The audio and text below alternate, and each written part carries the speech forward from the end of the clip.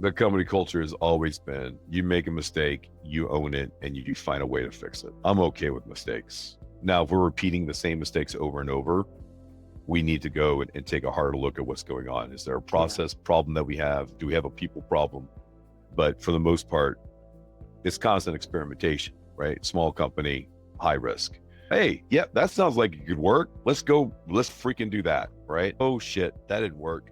Okay, then what did we learn from that and what can we change in that process?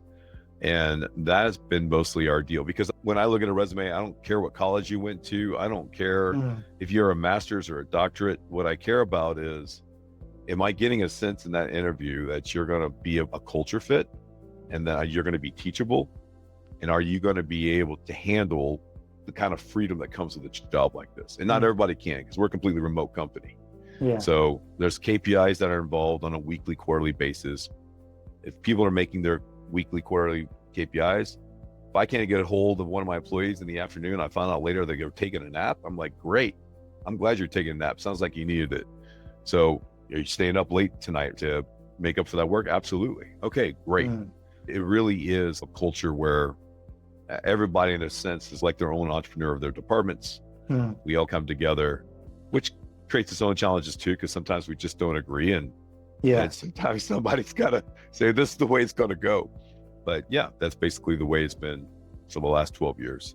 Yeah. And does that also create uncertainty at some level?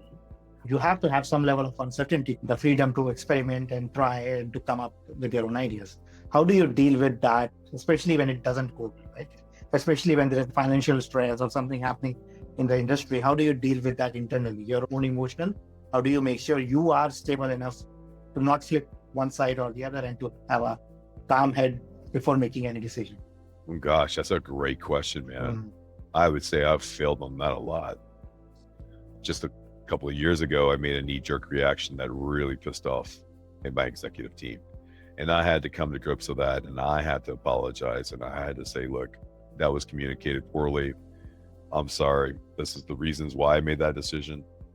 I'm not saying that they're right, but I'm just explaining myself so you have a deeper understanding of where I came to for that. So I don't think handling uncertainty is part of the game. And so that's why our culture of experimentation is usually pretty good about that. Going ahead and making some mistakes.